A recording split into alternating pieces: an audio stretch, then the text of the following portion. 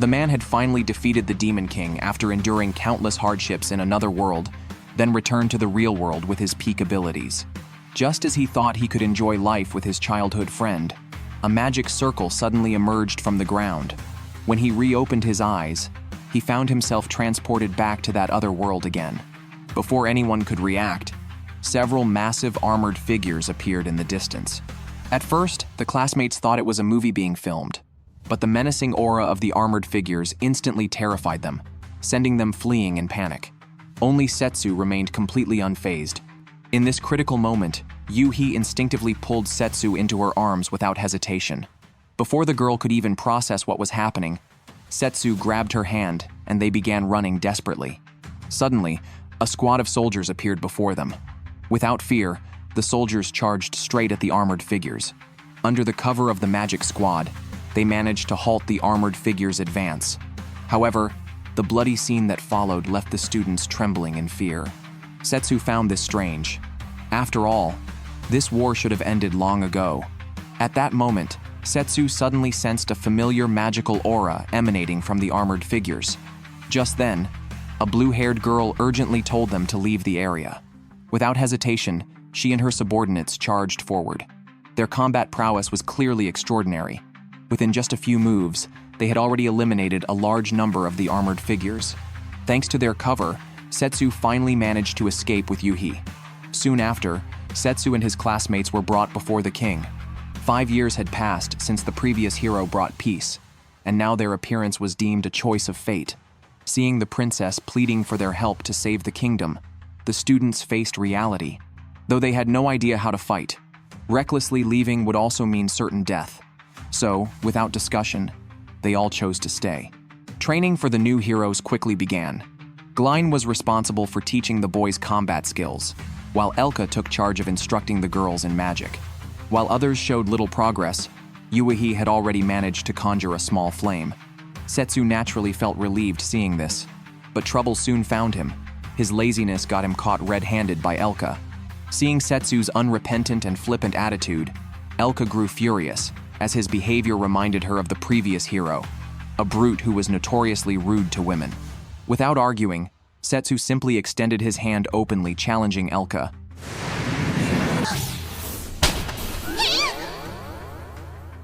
The familiar sensation instantly made her recognize Setsu's true identity. No longer bothering to hide her true self, she eagerly invited Setsu to sit on her lap. Glein, who happened to pass by, was utterly stunned by the scene before him. When he heard about Setsu's identity, he could hardly believe it, as Setsu's face looked completely different from what he remembered. However, Elka's attitude left him no choice but to accept the truth. They immediately rushed to the basement, intending to inform another comrade, only to find that Thanks in advance had already known about the former hero's presence. Though Setsu's appearance had changed, she still knew how to identify his unique magical energy, instantly making the others feel embarrassed. After briefly sharing his story with his companions, Setsu grew puzzled. Why was there still war now? Yet none of them seemed to know the answer. Regardless, since the situation had already unfolded, Setsu decided to save this world once more. This time, he planned to fight alone, while his comrades would focus on delaying the outbreak of full-scale war. With their help, Setsu successfully retrieved his former weapon. Just as he was fully prepared, Yuhi suddenly appeared, confused as to why Setsu intended to leave alone. Setsu had no choice but to reveal his true identity. He had to stop this war, and it was far too dangerous for Yuhi. Unable to dissuade him, Yuhi hugged Setsu and told him to close his eyes. Just as Setsu began to let his imagination run wild, Yuhi cast a wind spell, transforming him into a handsome man. Yuhi declared that she would do everything in her power to grow stronger, vowing that one day she would protect Setsu in this world. Unimpressed by her bold claim, Setsu flicked her forehead with his finger, teasing that she'd have to dodge next time. And so Setsu set off on his solitary journey. However, he encountered a chance to rescue a damsel in distress on the road. He happened to witness a girl being attacked by a monster, so he decisively intervened and saved her. As it turned out, Ruri was transporting goods alone. Because she had left in a hurry, she hadn't hired any guards. Setsu initially intended to leave after doing the good deed. Unexpectedly, Ruri begged him to become her guard. Seeing her pitiful expression, Setsu reluctantly agreed to her request. The next day, the two arrived at a port town. Since the war ended 5 years ago, this place had grown increasingly prosperous. Ruri had already arranged passage to the demon continent. Yet when she reached the harbor, she was informed the service was suspended. After all, both sides were still in a state of war. Unwilling to give up, Ruri inquired with other ship owners. But the results were the same. Instead, Ruri's unusual behavior attracted the soldiers' attention. Looking at Ruri's status, they grew angrier the more they thought about it. The soldiers were fighting on the front lines, yet merchants still sought to profit from the situation, so they prepared to forcibly confiscate Ruri's backpack. Fortunately, Setsu stepped forward and stopped them. But the soldiers dismissed Setsu outright. They prepared to deal with him along with Ruri. However, with the surrounding crowd growing larger, they didn't want to escalate the situation. In the end, they merely uttered some threatening words and left. This incident made Ruri deeply admire Setsu. Although she had successfully protected the goods, since all ships were now suspended, she couldn't deliver the goods to the buyer. So Ruri even considered buying a ship outright. After all, delivering goods directly was her professional integrity as a merchant. But clearly, she hadn't considered how much a ship cost. However, she truly didn't need to worry, because Setsu's destination was also the demon continent. He had already arranged for an assistant, but as it grew dark, the two could only seek lodging nearby and rest. Later, Ruri showed Setsu the goods she was transporting. This was also her grandfather's final work before he passed away. It turned out her grandfather was a renowned gem craftsman, and everything he made was unique. This brooch was his proudest sold creation. But one day, this brooch was sent back for repairs. However, her grandfather was critically ill at the time. He used his last breath to repair the brooch, so the task of returning it fell to Ruri. Therefore, she absolutely had to successfully deliver the brooch to the customer. And this brooch was all too familiar to Setsu. It was the gift he had bought for the Demon King when he was the hero. It even bore his blessing magic. Yet this item had broken. This made Setsu worry about the Demon King.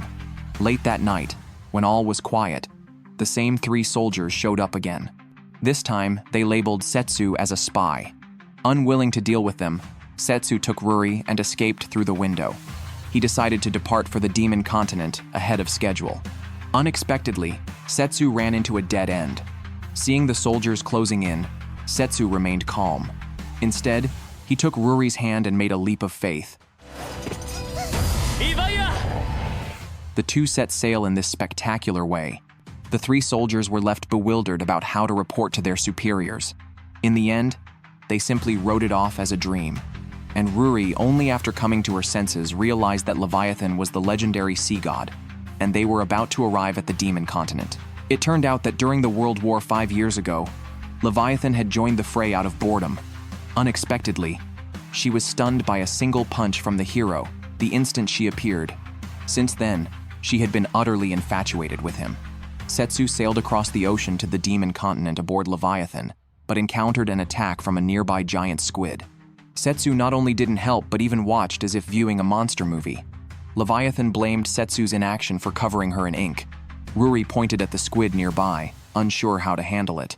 Leviathan left the rest to Setsu, so he turned it into fried squid rings. Not far behind them lay a demon tribe village. Beyond the opposite mountain stood the Demon King's castle, also Ruri's delivery point. Setsu needed to find the brooch's owner anyway. Leviathan was surprised a human was delivering goods to Demon King Disastra. Ruri never expected the recipient to be the Demon King either. Leviathan decided not to accompany them further for the remaining journey. Setsu suggested traveling together to deepen their bond. This ignited Leviathan's fury. Setsu had treated her as a vessel upon meeting, and even carried another woman. Setsu, unable to justify himself. Young demons behind them commented they were fighting over him. Regardless of the reason, man must apologize first. Irritated, Setsu shut them up with squid rings. Unexpectedly, they found it delicious and asked for more to take home. Leviathan thought this wasn't bad either, since the ingredients were overflowing. At this moment, the villagers in the fishing village were troubled, because the giant squid prevented them from going out to sea. the village's food reserves were nearly depleted. Unexpectedly, Setsu appeared with the squid and turned it into provisions. That same night, the village threw a celebration party for solving the crisis. Setsu worked non-stop as the cook, preparing fried squid. He conquered the villagers with his swift knife skills. Meanwhile, the captain of the Demon King's royal guard saw the village brightly lit. Mistaking it for a human invasion, he drew his sword and charged toward the village. At this moment, Ruri wanted to chat with Leviathan. She was curious about Leviathan's relationship with Setsu and how they both seemed familiar with the Demon King. So Leviathan dramatically recounted her story to Ruri. Seeing Ruri's admiring expression, Leviathan was puzzled that the hero should be famous in human nations. Ruri was shocked to learn Setsu was the legendary hero. This explained why he knew both Leviathan and the Demon King. She couldn't fathom why such an important figure would agree to be her bodyguard. Moreover, fewer shipwrecks occurred after the war, partly because Leviathan and Setsu had vowed to protect the sea's peace. Yet Setsu suddenly vanished for 5 years, only to summon her now as a vessel. Although she complained that Setsu didn't understand women's hearts, deep down she rejoiced at reuniting with him. At this moment, Demon Tribe Captain Brad barged into the village, shouting about protecting everyone from humans, but was mocked as a fool by the spectating demon youths. After the party ended, Leviathan went to the seaside for extra food. Brad apologized for his earlier rudeness. He deduced Setsu was the vanished hero from his weapon and magic power, and revealed he'd left the Demon King's castle specifically to seek Leviathan's help. Seeing Setsu present, he felt hope. Brad pleaded for both to save the Demon King. It turned out the Demon King was being forced into marriage with a man named Terran. Had it been genuine love, it might have been acceptable, but Terran was attempting to use a curse to turn the Demon King into a slave. Terran had meticulously prepared for this. Even the Demon King couldn't resist. Simultaneously, the human kingdom recently launched sudden attacks on the Demon Tribe, with armored soldiers frequently harassing coastal villages. Though repelled, such assaults kept recurring. Messengers dispatched by the Demon King never returned. Terran exploited the Demon King's reluctance to wage war, demanding marriage under the pretext of preventing conflict. Setsu was surprised such a figure existed in this world. In terms of being the world's foremost, Terran stood as Setsu's equal, though Ruri clarified this supremacy wasn't in strength but wealth. Now most merchant ships belonged to Terran's family enterprises. For either side to win the war, securing the Merchant Guild's support was essential. Yet the Demon King would willingly become a slave for this reason. Leviathan likely understood the cause. The Demon King probably sought to honor the peace agreement made with Setsu. Although the Demon King's approach was stubborn, Leviathan as a friend naturally wouldn't stand by idly. The two once again passed through the route where they had once raided the Demon King's castle. Along the way, they encountered attacks from demonic creatures. Shortly before, Brad had mentioned that no one knew the exact timing of the wedding.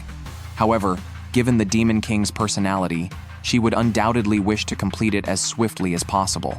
Terran had several formidable subordinates at his side. Brad hoped Setsu would conserve as much magical power as possible before meeting the Demon King. Leviathan proactively intercepted the initial onslaught. Even on land, Leviathan's power remained formidable. In no time, she eliminated the demonic beasts. Setsu had already decided to disrupt this foolish wedding and knock away the man competing for his woman. He had long suspected the man's identity was problematic. Both nations had been attacked by armored soldiers, yet those soldiers belonged to neither side. Setsu concluded someone had deliberately orchestrated this to incite war. The mastermind sent people to sell peace with cursed artifacts. This Terran likely knew some inside information. With one move, Leviathan annihilated the remaining demonic beasts. Now, they could freely raise chaos. This is certainly the most trustworthy Demon King. To uphold the pact made with the hero, she would even become a human slave to preserve world peace. The Demon King fought tirelessly to protect the Demon Tribe until her defeat by the hero 5 years ago. Seeking a permanent resolution, the hero chose to end the war by taking her into his harem, even gifting an intricately crafted pendant as a love token. Yet after the final battle 5 years ago, the hero vanished without a trace. Though unable to meet again, the Demon King silently vowed to honor their agreement. 5 years later, the hero's pendant suddenly shattered, stirring ominous foreboding in her heart. She entrusted Brad to deliver it to Ruri's grandfather for repairs. Soon after, demons discovered humans had dispatched magic-armored soldiers for military invasion. The Demon King immediately mobilized her army and sent envoys to the human kingdom for verification. The sudden war caught demon soldiers unprepared, yet they believed buying time would allow their ruler to resolve it. But the dispatched messengers never returned, disrupting routine life to near breaking point. It was then that Terran, the world's wealthiest man, sought audience. He offered financial aid to end the war in exchange for marrying the Demon King. She knew he intended to enslave her. Terran specifically prepared a potent, cursed necklace that, once worn, even the Demon King could never remove. Brad prepared to expel him, yet the Demon King requested deliberation time. Terran claimed patience, but she had none to spare. Tormented that this was the only way to honor her pledge to the hero, Brad implored her to reject the absurd proposal. They were prepared to sacrifice their lives, precisely why she couldn't let them die needlessly. She mocked herself.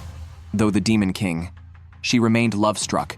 The hero once said black suited her best, yet now she must wear white bridal attire. Terran was surprised by her swift capitulation, signaling their imminent success. Controlling the Demon King meant controlling the entire demon tribe. He deemed it time to withdraw the magic-armored soldiers, but the hooded man refused. Terran argued their goal was achieved, yet the other revealed all was done by their master's command. To uphold the peace pact with the hero, the Demon King donned an ill-suited white bridal gown to marry a human and become a slave. Human and demon guests reacted with starkly opposite attitudes. Terran produced the cursed necklace and proclaimed himself the Demon King's master. This man now styled himself as the new Demon King, demanding all present demons swear allegiance to him. He then ordered the Demon King to pledge eternal slavery to him. But the Demon King expressed her wish to see the hero one last time. Responding to her plea, Setsu crashed through the window. The Demon King knew her beloved had come to save her. Several hooded minions charged forward, but were effortlessly dispatched by Leviathan. She remarked how jarring the white gown looked on the Demon King, urging her to never repeat such a scene. Enemies attacked Leviathan with shadow magic, even airborne. She couldn't evade it. Multiple spikes then launched toward Leviathan, yet Setsu's blade shattered them all. Instantly, Setsu punched the assailant, sending him flying. As the man who is the Demon King, he intended to punish those who made his harem cry. Unexpectedly, the man showed no fear facing the hero, and even sought to capture him as a tribute for his master. The evidence proved this man was all talk. Knowing he was no match for Setsu, his urgent priority was reporting back to his master. True to narrative convention, they simply watched the enemy smash through the wall and escape.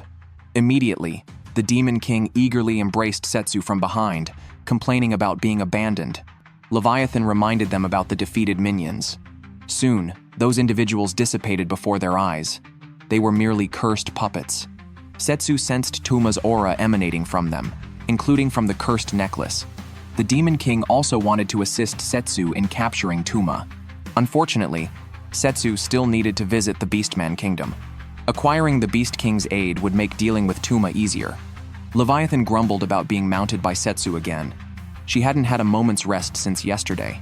Soon after, Ruri and Brad arrived at the Demon King's castle. Ruri handed the repaired pendant to Setsu for delivery. The Demon King rejoiced at the return of her precious item. Thus, Setsu fastened the love token around her neck for the second time. She declared that only where Setsu is present does she feel truly alive. This kid was destined to be alone forever from childhood.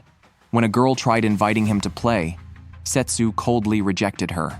Initially, Setsu struck her as a frighteningly aloof child. But as childhood companions who grew up together, Yuhi gradually became captivated by his gentle nature over time. She also wanted to attend the same prestigious school as Setsu. Seeking Setsu's opinion, he dashed her hopes instead. Even if she entered an unsuitable school, life afterward would surely be difficult. Feeling disheartened, Yuhi secretly enrolled in a cram school alone. Unfortunately, it provided little improvement to her grades. Her dejected expression even made the local delinquents notice her poor mock exam results. The delinquents urged Yuhi to slack off entirely. Giving up on things beyond her ability was easier. Studying was pointless. Going clubbing with them would be happier. Setsu intervened and sent the troublemakers away. He admitted they weren't wrong, given her current state. Forcing herself to take the entrance exam would likely end in failure. Yet even if mocked for overreaching, she still longed to attend school with Setsu. Setsu acknowledged her resolve, promising to tutor her until the very last moment. Yuhi was elated. She simply wanted to stay with Setsu forever. This feeling remained unchanged even after arriving in another world. To catch up to Setsu's retreating figure, she proactively sought out Setsu's companions from his first arrival in this world.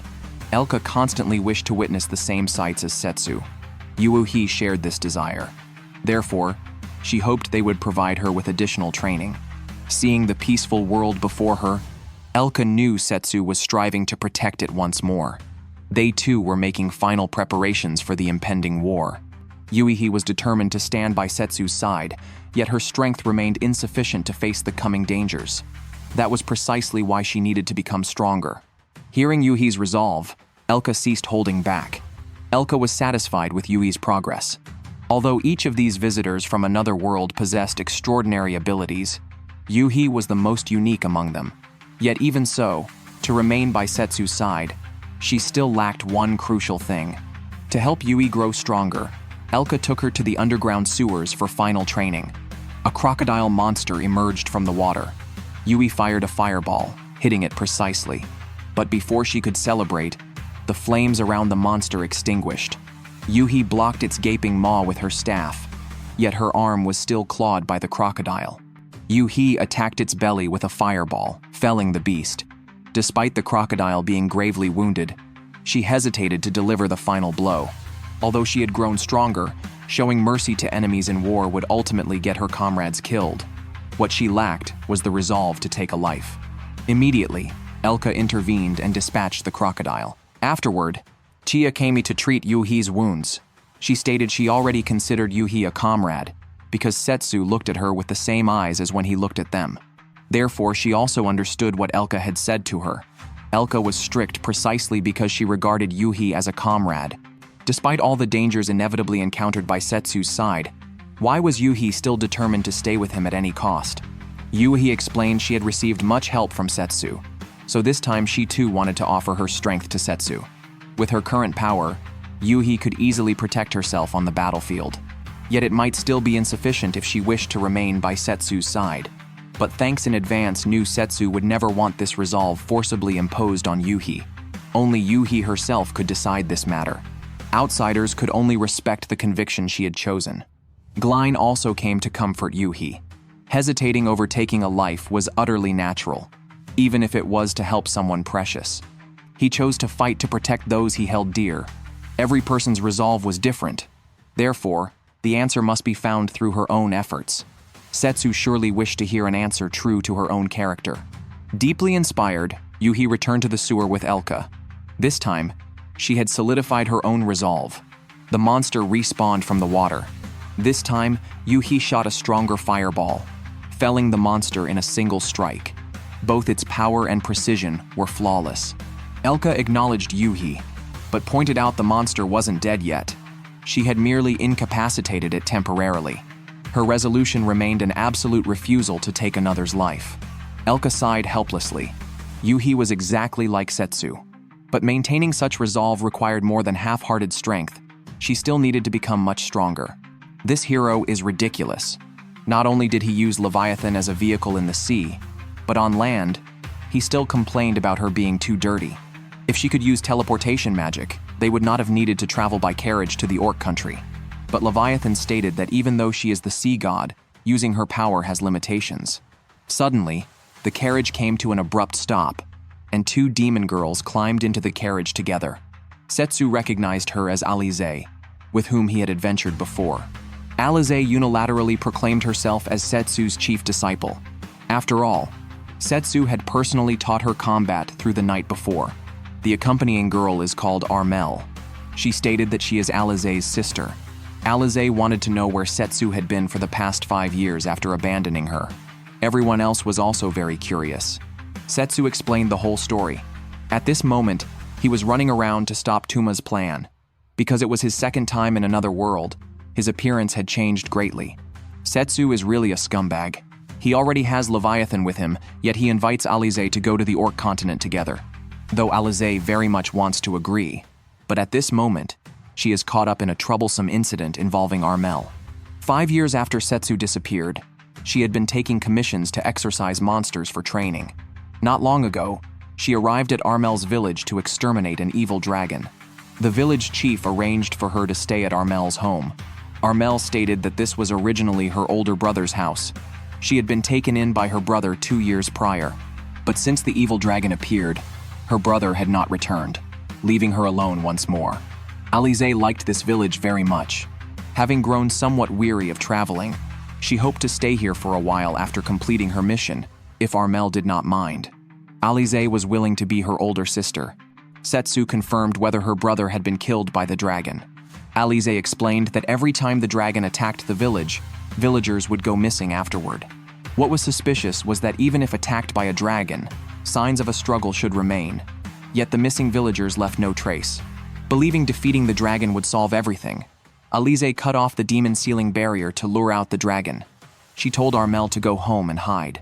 Before leaving, Armel showed a butterfly in her hands, stating she was very good at catching things. She really wanted to introduce Alize to her brother soon. Every time this evil dragon appeared, villagers would go missing. Alize had taken the commission to subjugate it. The evil dragon was quickly forced into a corner by her. However, she soon lost track of the dragon. When she returned to the village later, she discovered all the remaining villagers had vanished too, with only Armel surviving alone. It was while trying to take Armel to a nearby town that she unexpectedly encountered Setsu. Though Setsu and Leviathan had not experienced this situation, they still agreed to help. Leviathan speculated that everyone in the village had turned into zombies, with an evil necromancer hidden among the villagers. The disappearances were caused by monsters called air zombies, and even the dragon was actually a zombie dragon. Setsu told her not to guess wildly. Then Leviathan thought it might be sirens, as their songs possessed magic to drag men into the sea. But Armel noted sirens had a scent, yet Leviathan bore no such smell. Setsu dismissed all these speculations. He hypothesized the evil dragon, like Leviathan, might be a higher species, making it hard to detect even disguised among humans. Yet, if such a being existed, why didn't it directly eliminate Alize? And why did it repeatedly attack the village? Perhaps powerful magic was being used in the village, possibly attracting monsters with its mana. As to why villagers vanished without trace, Setsu suspected teleportation magic. Thus, the dragon attacks didn't cause the disappearances. Rather, the disappearances drew the dragon's attacks. Alize was astonished. Setsu implied the caster must be lurking near the village, and that caster was Armel. Casting teleportation magic required at least a year of preparation, and Armel had coincidentally arrived in the village 2 years prior. The reason for identifying her as the mastermind was her earlier ability to detect Leviathan's true identity. Seeing she was exposed, Armel dropped her disguise. She could discern Leviathan's identity because she possessed extensive knowledge of monsters. Armel then transformed into the evil dragon and attacked everyone. Leviathan buffed Setsu's weapon. Setsu shattered the dragon's flames with his great sword, while Alize seized the opportunity to thrust her sword into the dragon's forehead. Afterward, Alize did not join Setsu on his adventure, but returned to Armel's house. Armel, who should have been dead, reappeared. The previous evil dragon was merely her familiar. The missing villagers had been turned into puppets by her. The person now present was Meller, the manipulator of monsters, a name given to her by Tuma, whom Setsu had been pursuing. He hypocritically poses as a respected hero on the surface, yet secretly builds a harem of various races. Even worse, he abandoned the companion who relied on him for survival, forcing that companion to become a villain overnight. The Wolf King who stole his harem members met an even grimmer fate, having his head evaporated on the spot. It turns out, Setsu recently arrived on the Beastman continent. While preparing to rest, he was targeted by a girl.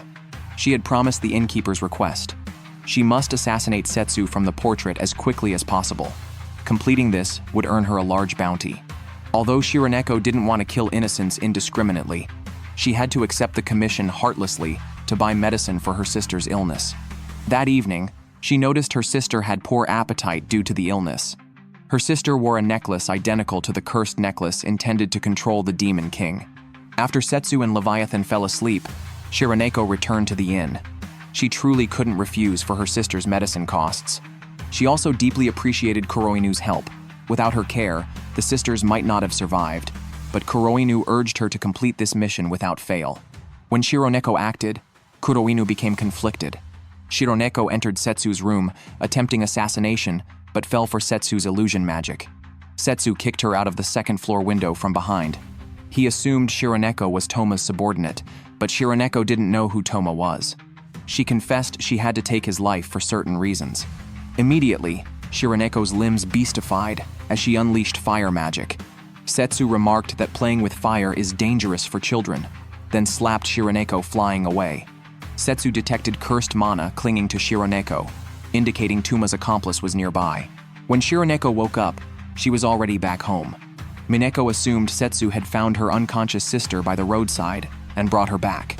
Setsu had grasped the general situation. He stated that Mineko was not sick. As Setsu performed a series of actions, intense cursed magic emanated from Mineko's body. Shironeko pleaded for his help, promising to obey any demand. Setsu agreed to cure Mineko without fail. He awakened his ace card, a special greatsword capable of devouring curses. As the blade opened and closed, the curse was gradually engulfed. At that moment, Kuroinu attempted to ambush Setsu, but Shironeko took the blade with her body to shield him. Setsu, however, could not stop midway. Leviathan summoned water bullets to temporarily repel Kuroinu. Kuroinu's kunai were useless against Leviathan's water flow. Kuroinu couldn't fathom why the god ruling the seas would aid humans, but Leviathan offered no explanation. Kuroinu believed that on land, even the sea god couldn't muster strength. She then used the shadow clone technique to surround Leviathan. However, wherever Leviathan is becomes the ocean. Facing Leviathan's attack, Kuroinu was utterly defenseless. Leviathan promised to spare her life if she revealed Toma's purpose, yet she cared nothing for her own survival. Shironeko, dragging her injured body, questioned her motives. Kuroinu confessed that Toma's goal was to ascend to godhood and annihilate all living beings in this world. She was one of Toma's faithful subordinates. Then, amidst a flash of white light, Kuroinu escaped. At this point, Setsu emerged, and Mineko's curse had been completely purified. Setsu lamented Toma's continued madness, but they could never allow him to destroy the world. At daybreak, Setsu and Leviathan set sail by boat to meet the Beast King. En route, they encountered the cat-eared sisters waiting for them. The sisters wished to fight alongside Setsu. During this period, having Beastman companions would facilitate entry into the royal capital. They also wanted to speak with Kuroinu again. Seeing Leviathan didn't object, Setsu readily agreed to take them along. However, upon arriving at the Beastmen royal palace, the group was barred at the gate by 2 guards. Pleading by the cat-eared sisters proved futile. Just as the standoff intensified, a young girl suddenly descended gracefully from the sky, slamming hard into one of the guards. After sniffing Setsu, she instantly recognized his true identity through his mana and decided to give him a big surprise. But Setsu prepared, quickly subdued her. Her name was Roa, and her true identity was the Beast King's daughter. However, in Setsu's eyes, she was just an adorable kitten. Her father shared the same temperament and was similarly subdued by Setsu. To celebrate, the Beast King decided to host a welcoming banquet, but then changed his mind, thinking a fight with Setsu would be more enjoyable, as if it were pre-banquet entertainment. Yet Setsu declined, stating his purpose was to seek assistance in quickly stopping the human-demon war provoked by Tuma. Roa then offered to go in her father's place. However, Legion Commander Roga of the Beastmen Kingdom suddenly intervened, arguing that the hero had vanished for 5 years, rendering his allegiance uncertain. Seeing this, Roa firmly stood up for Setsu. As the situation escalated, the king ordered them to follow the Beastmen custom, a duel where they would stake their honor, with the victor becoming Roa's fiancé. The match began with Ruga launching a fierce assault, but Setsu merely raised his hand and deflected the attack. It was clear their strength wasn't on the same level.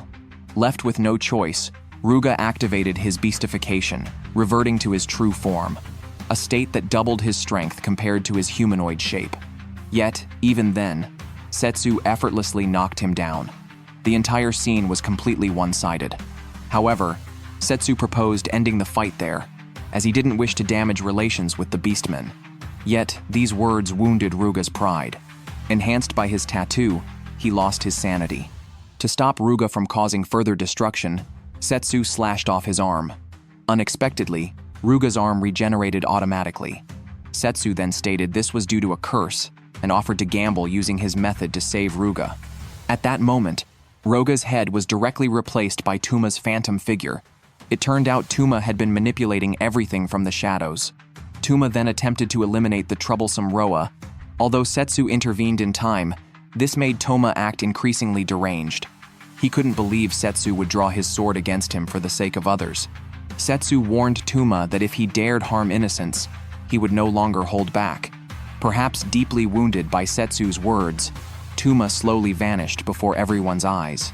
10 years ago, Setsu and Toma were first summoned to another world. Setsu resented being unilaterally designated as a hero by the king and rejected having their ideals forced upon him. Upon learning this world harbored a demon lord and monsters, he prioritized becoming stronger above all else. However, Tuma despised warfare and refused to risk his life for strangers in this world. While Setsu agreed with this sentiment, he didn't believe it justified inaction. As fellow Earthlings, Setsu made a pact with Tuma: survive at all costs and eventually return to their original world. He hoped to stop the war together with Tuma, thereby avoiding the need to fight for strangers. Setsu promised to protect Tuma. Sometime later, Setsu decided to travel the world. To prevent war, he wanted to see this world firsthand with his own eyes. Too afraid to leave the capital, Toma remained behind and vowed to grow stronger to help end the war. They swore to reunite only after both had become worthy heroes.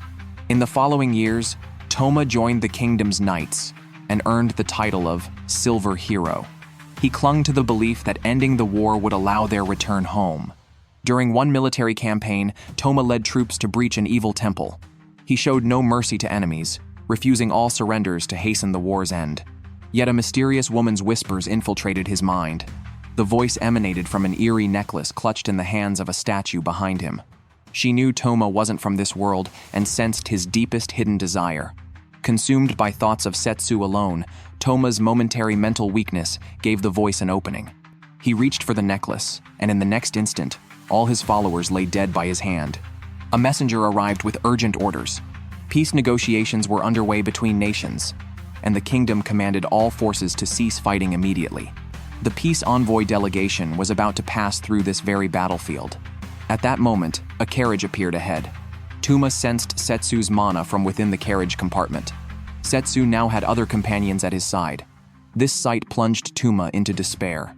Setsu, having been gone for 5 years, had successfully brought peace to the world. Tuma had also found a way back home. But Setsu had forgotten the promise made 5 years prior. He was unwilling to leave this world where the war had finally ended. Next, he wanted to seek out scenery he had never seen before. His leisurely life in another world with a harem was just beginning. Tuma felt betrayed. Setsu even casually wished him well for his life back home.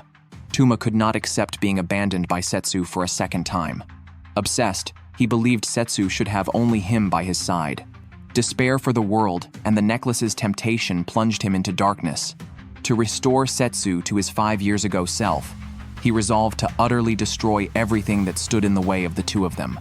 At this moment, Tuma had completely descended into madness. He believed it was Setsu who was not in his right mind and perceived others as those who had deceived Setsu away.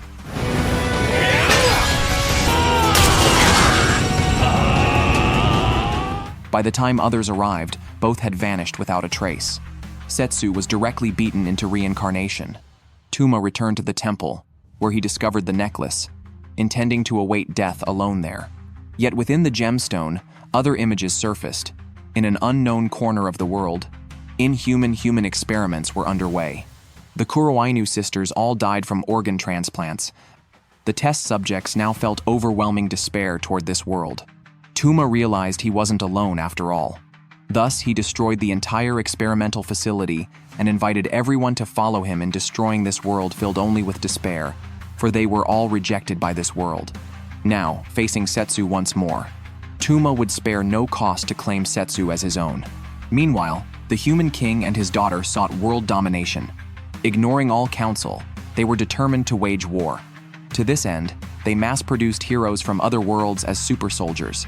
Setsu's companions felt helpless, yet could not openly object, or they would certainly be branded spies. They split up with the super soldiers. Taking advantage of the ongoing battle between the armies, they planned to ambush the demon clan from behind. Thanks in advance, who knew the truth, warned the super soldiers never to pursue fleeing or injured enemies. To protect themselves, they could only kill enemies before being killed. Some girls, paralyzed by fear, hesitant against the demon clan's attacks, Yuhi intervened and helped her defeat the enemy. Soon, the demon army was crushed by human soldiers. At that moment, someone prepared to finish off a defenseless demon. Yuhi spoke out to stop him. The boy argued that showing mercy now might get them killed later. Still, she could not accept slaughtering those who were already wounded. At that moment, 5 magic circles suddenly appeared in the sky. An armored soldier descended from each one, identical to the demons that had pursued them during their first encounter. Soon after, Alize also appeared and began massacring human soldiers. However, upon slaying the armored soldiers, they discovered humans inside. With Mellar's appearance, they finally recognized the red-haired swordsman as Setsu's apprentice, who was now forcibly transformed into a doll by Mellar. Mellar intended to turn them all into dolls so they could be together forever.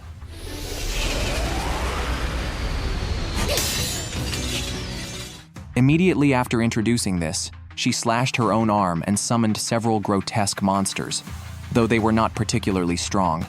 The serpent was instantly dispatched by Elka's ice spikes, and the gorilla was killed in a single blow by Glein. Mellar remained unperturbed and continued controlling golem puppets to gang up on Glein. Thanks in advance intervened with a powerful attack, eliminating the wyvern and golems simultaneously, while the final reptilian monster was defeated by Yuhi. Seeing her monsters wiped out so quickly, Mellar flew into a rage and commanded Alize to attack them.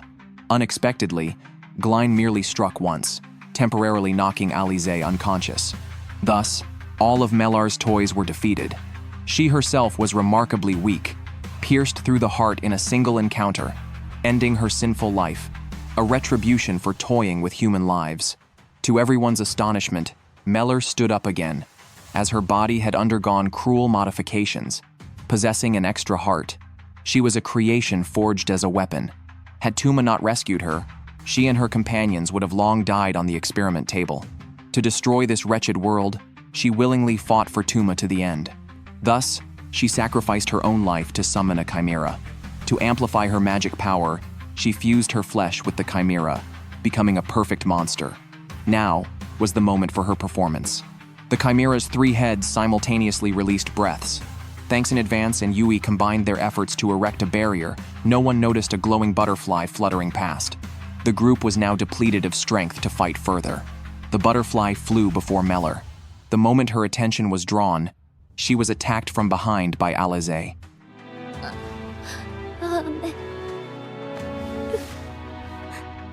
At the moment Mellar died, the chimera turned into an empty shell. Though Alize remained unconscious with severe injuries, recovery magic saved her life. Before the group could relax, new enemies arrived immediately. Now depleted of strength to continue fighting, Yuhi hesitated but decided to act alone, intending to buy time for the others to escape. However, as per conventional tropes, a hero typically arrives just in time under such circumstances. Yet Setsu never anticipated that after just a few days apart, his girlfriend would be led astray and even learn a peculiar posture. Though not as perfect as Elka's, it has its own flavor. Facing such a captivating scene, Setsu felt no interest whatsoever. After all, they were now confronting an enemy at the battlefield's center. He recognized from the enemy's mana that this was the one he fought at the Demon King's castle. Before engaging, Setsu still checked on his companions. Kaguru questioned why he would worry about the weak. He believed the strong pity the weak, only to flaunt superiority. Setsu cared nothing for such notions. He simply cherishes those important to him. Meanwhile, Kuroinu was wantonly slaughtering soldiers until Shironeko and Mineko arrived. They believed Kuroinu was not a villain, and thus hoped to collaborate with her in finding a resolution to the conflict. Kuroinu disdained playing foolish sister games with them, finding it utterly disgusting instead. Seeing this, the cat sisters had no choice but to fight.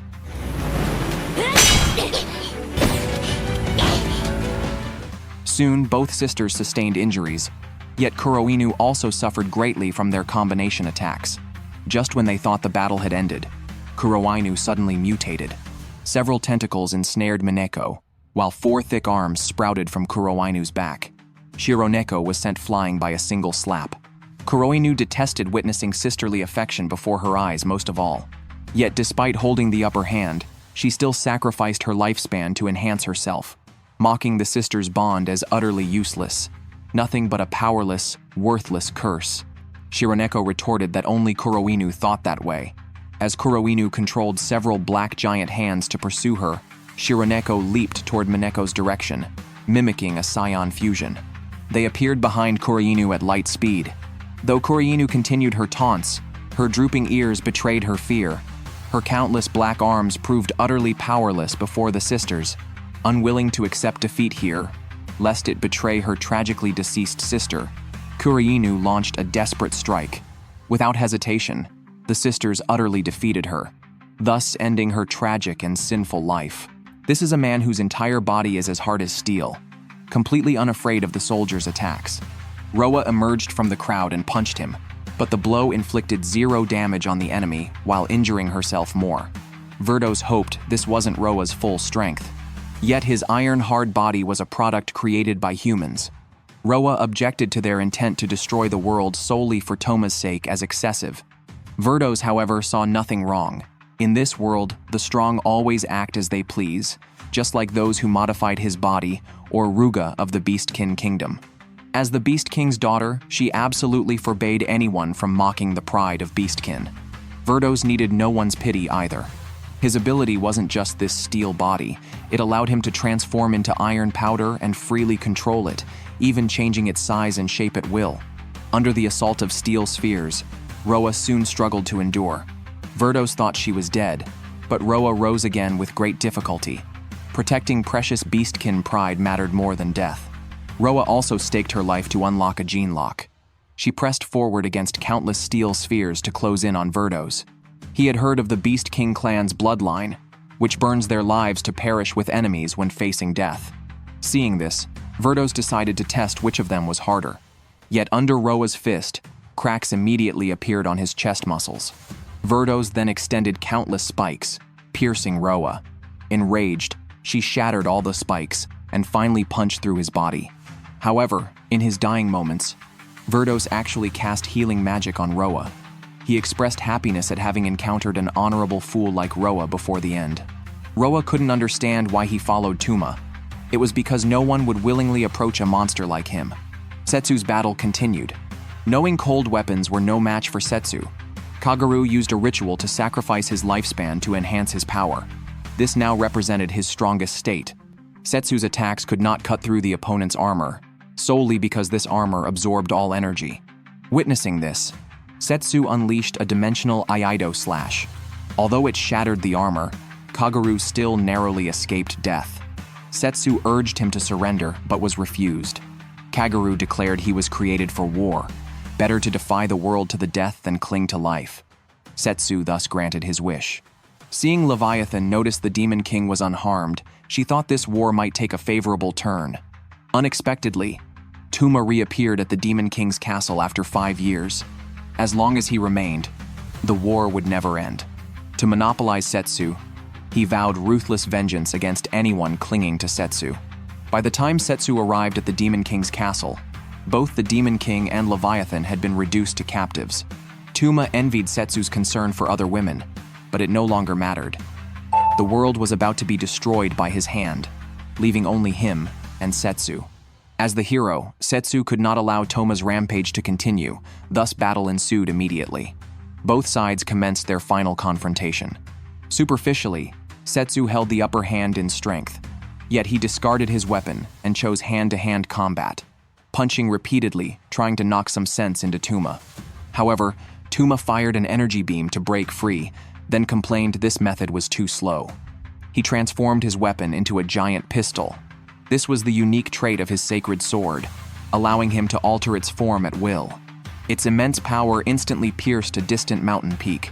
To prevent further destruction from his wild shots, Setsu urgently kicked him skyward. To Setsu's surprise, Tuma could even morph into a Gatling gun, unleashing thousands of bullets in an instant. Left with no choice, Setsu summoned another weapon. Using its special property, the boss instantly devoured all incoming attacks. He then activated dual-wielding mode, and with a single decisive strike, inflicted severe injuries on Toma. The outcome seemed decided when comrades below rushed over cheering. Unexpectedly, upon seeing Setsu ignore him once more, Tuma's eyes suddenly glowed red, as if he had descended into complete madness. This scene almost mirrored what happened 5 years ago, simultaneously making Setsu realize Toma's reason was being controlled by something.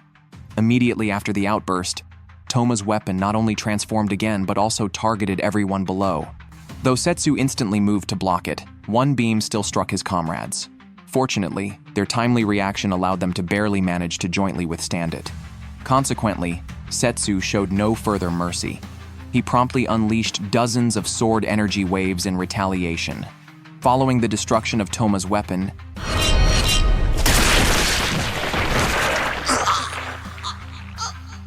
during the fall, images of the past flashed through Toma's mind. Refusing to accept defeat, he conjured a giant sniper rifle. Its power was immense. Even Setsu couldn't withstand it and was directly blasted down to the ground. The battle took an abrupt turn. Unexpectedly, Setsu rose back to his feet and sacrificed a portion of his lifespan, successfully breaking through his limits to unleash his strongest attack. At the moment of death, Toma understood his truest wish. He merely didn't want to die alone. Thus he strove to become stronger, to stay by Setsu's side.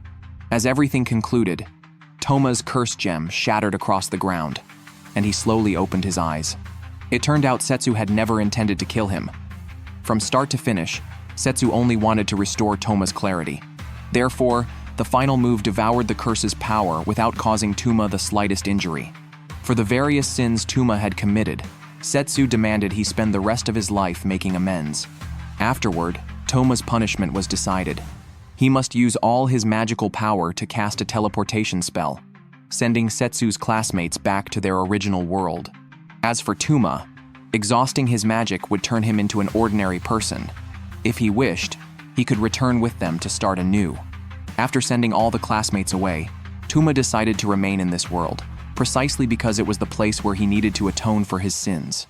From then on, he would travel everywhere, seeing the world properly with his own eyes, just like Setsu had done before.